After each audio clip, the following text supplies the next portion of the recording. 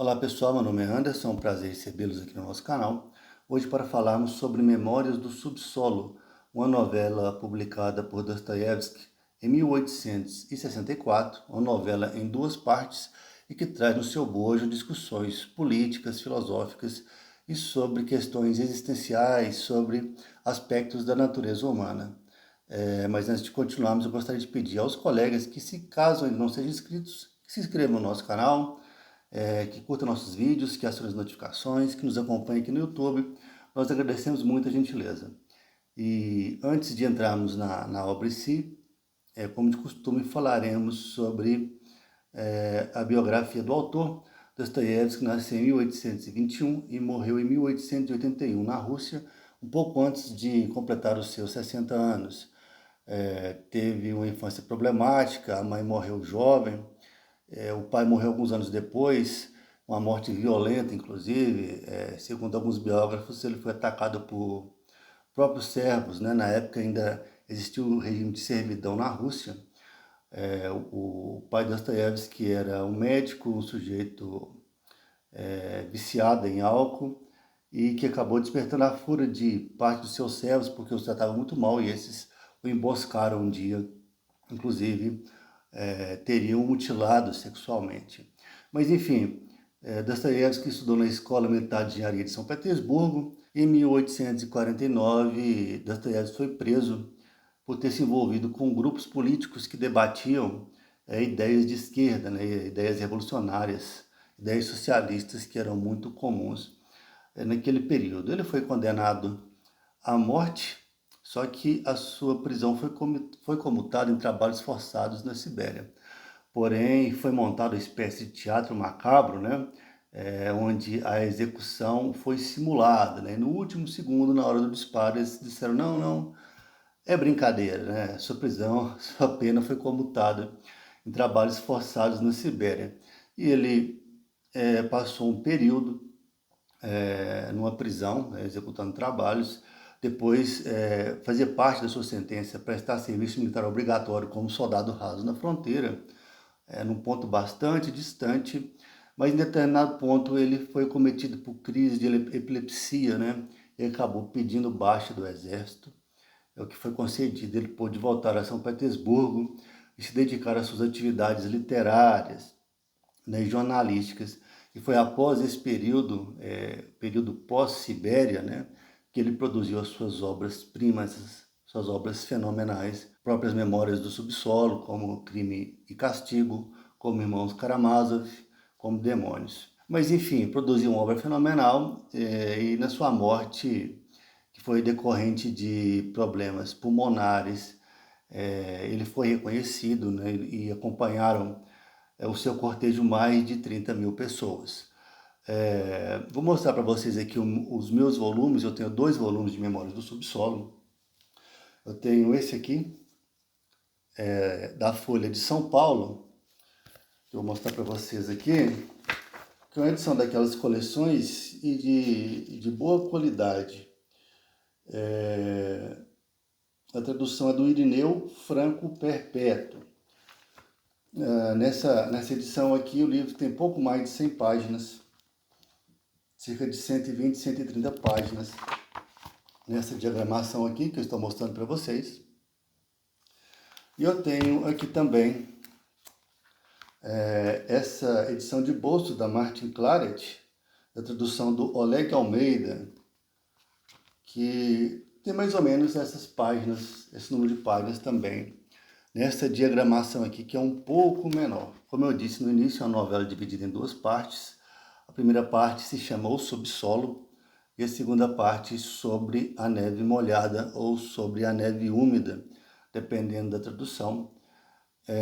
A primeira parte é um pouco mais complexa, ela é uma narrativa um pouco diferente das narrativas literárias normais, porque o autor ele faz uma série de digressões filosóficas, né, intelectuais, uma série de diálogos e debates políticos, né, que estão subentendidos na narrativa do autor e que podem causar um pouco de estranhamento no leitor convencional. A segunda parte é uma parte mais tranquila e que segue aquela narrativa convencional. É uma narrativa em primeira pessoa, nós temos um narrador, né, que ele é personagem e narrador ao mesmo tempo, que ele não se nomeia nem é nomeado, ele é um anônimo, que é um funcionário público aposentado que tem 40 anos de idade. No passado ele recebeu uma pensão que lhe permitiu se aposentar, mas não lhe garantiu conforto material. Ele é um sujeito, em última instância, pobre, né, que passa por dificuldades econômicas recorrentemente. E ele se caracteriza como um homem amargurado, como um homem contraditório, como um misantropo que detesta a vida em sociedade, que vive isolado numa espécie de buraco de rato, né, que seria o seu subsolo. E ele, inclusive, fala que ele é doente, que sofre de uma doença do fígado, e aqui com um sentido simbólico muito forte, né, porque a doença do fígado é uma doença do humor, né, que altera o humor. E é um sujeito que se contradiz durante todo o tempo, porque ao mesmo tempo que ele se exalta, ele se detrata.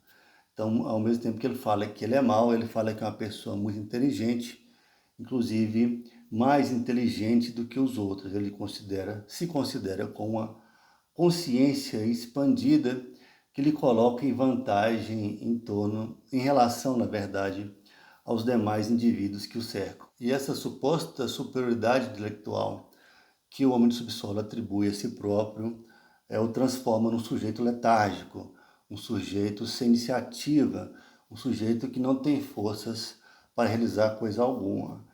Ele se considera um sujeito intelectual, né? Um sujeito reflexivo, muito diferente de um sujeito de ação, que realiza as coisas, né?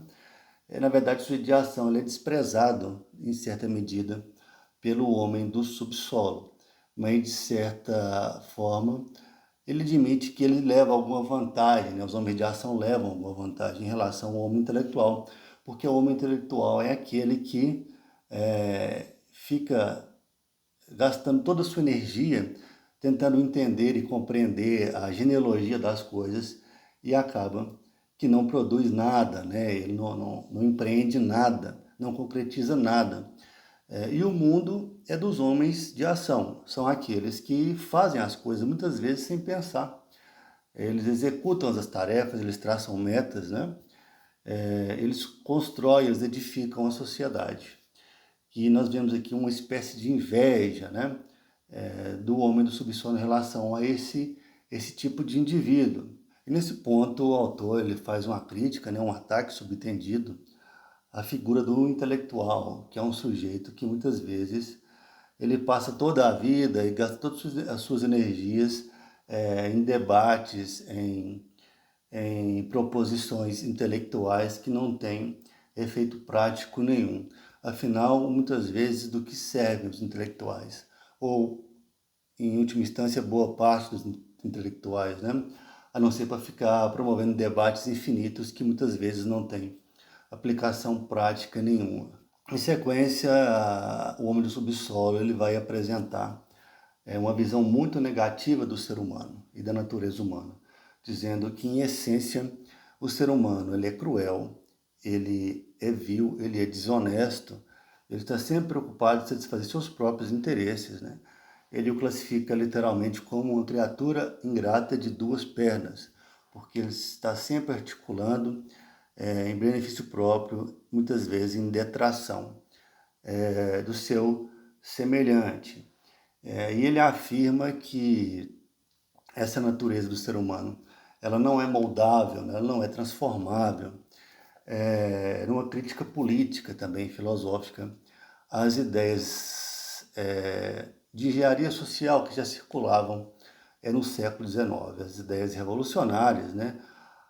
As ideias utópicas que acreditavam ser possível você construir uma sociedade exclusivamente em bases racionais e que partiria da construção, né, de um novo homem. Então essa convicção, esse discurso, na verdade, né, da construção de uma sociedade perfeita, equitativa, igualitária, a partir da construção do novo homem, né, através da elaboração de um homem comprometido com essas ideias, estão sendo atacadas aqui diretamente pelo discurso de Dostoiévski, que através da sua experiência, né, tanto porque participou desses debates na sua juventude, como também em razão da sua experiência na prisão, no exército, no exílio, né, ele percebeu que essa ideia utópica ela é impraticável, né, que cada indivíduo tem a sua natureza e que cada indivíduo, na busca da sua liberdade, vai fazer coisas que são do interesse próprio, não são do interesse, em tese, de uma coletividade, né? Ou de alguma elite intelectual que pensa em nome de uma coletividade. Na segunda parte da novela, chamada Sobre a Neve Úmida, o Homem do Subsolo vai tentar demonstrar todas essas ideias que estão subtendidas no seu monólogo, através da narrativa de experiências que ele viveu na sua juventude. Então ele vai fazer uma volta no tempo, quando ele tinha em torno de 24 anos, e vai narrar 3 episódios distintos de experiências que ele viveu.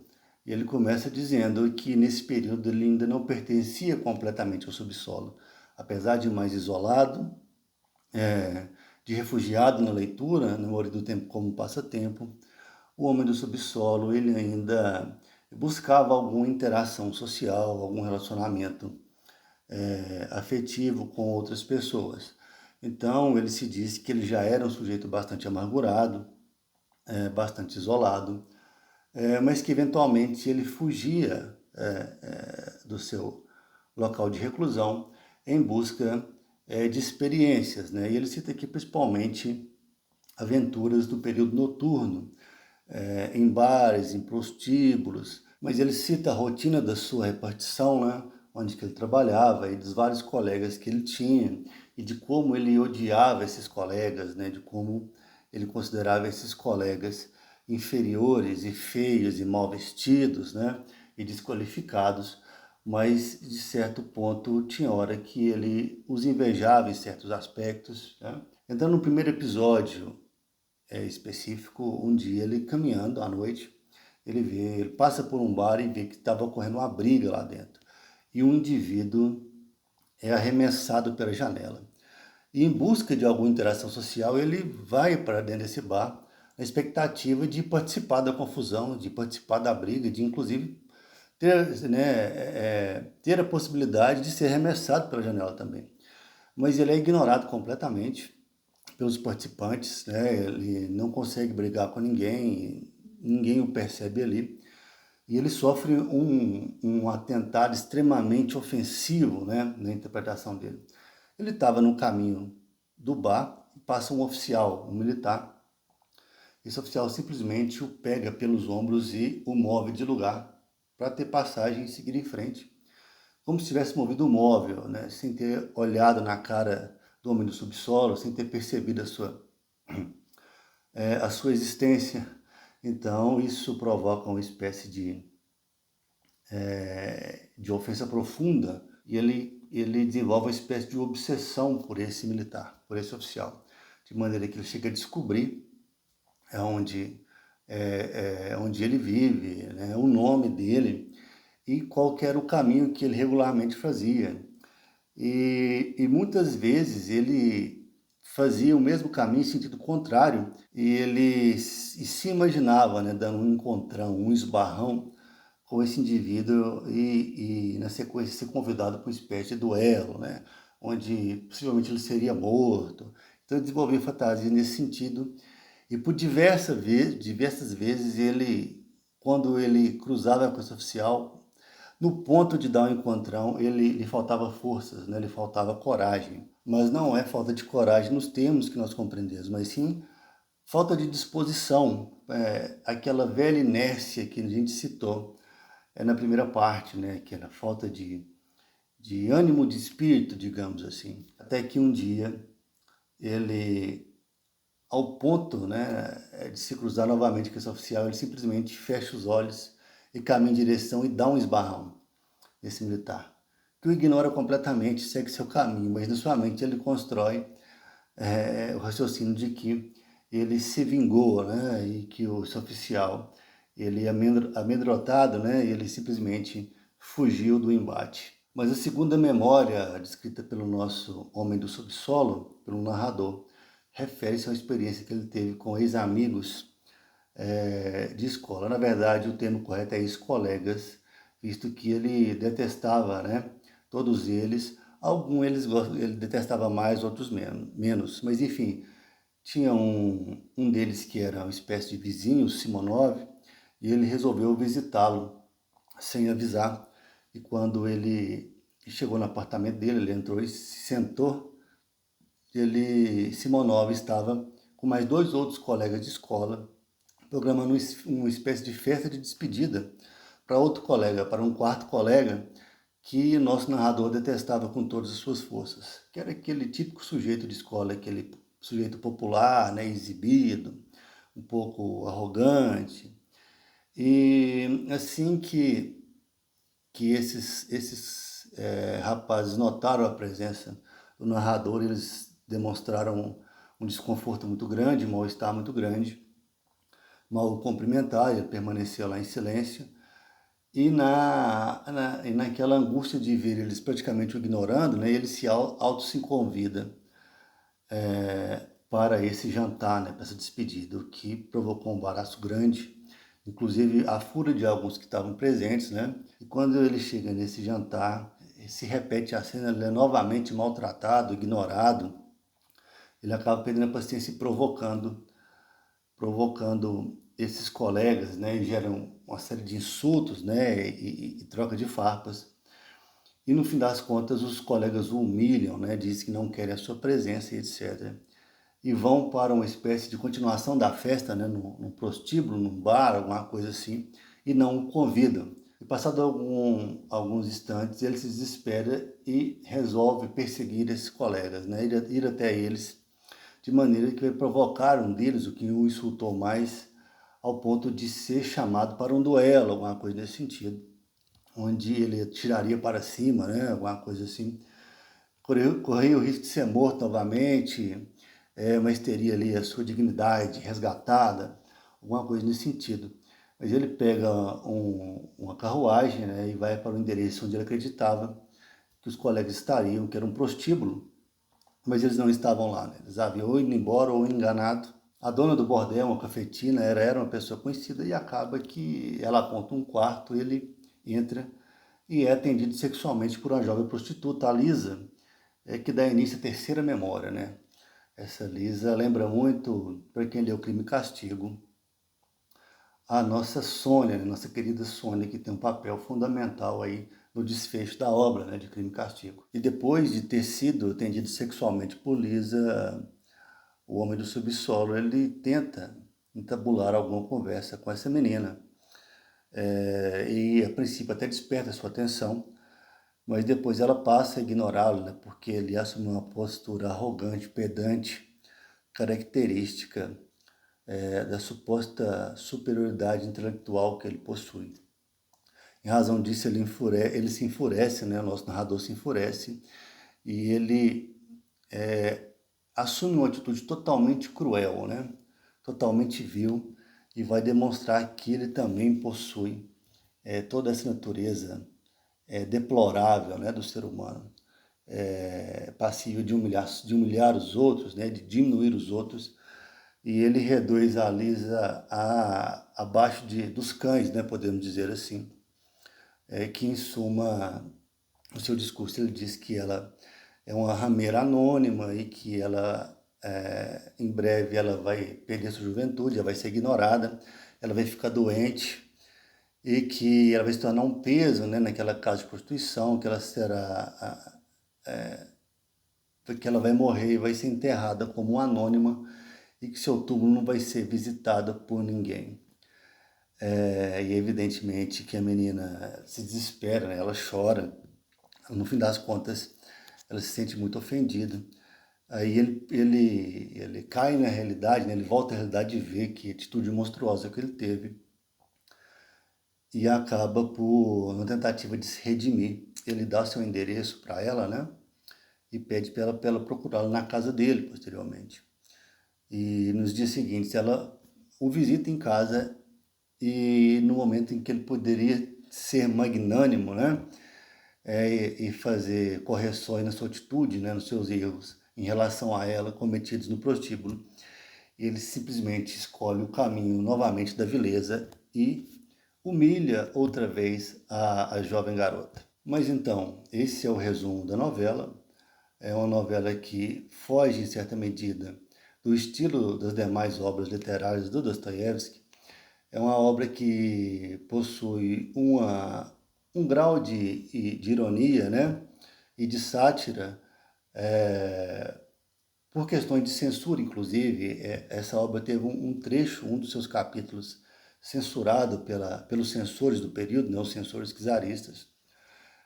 Mas como Dostoiévski, ele tem um potencial muito maior como romancista, né, do que como escritor satírico, talvez essa sátira ela não seja tão visível, mas ela existe, ela está presente, ela ataca principalmente os intelectuais do período, né?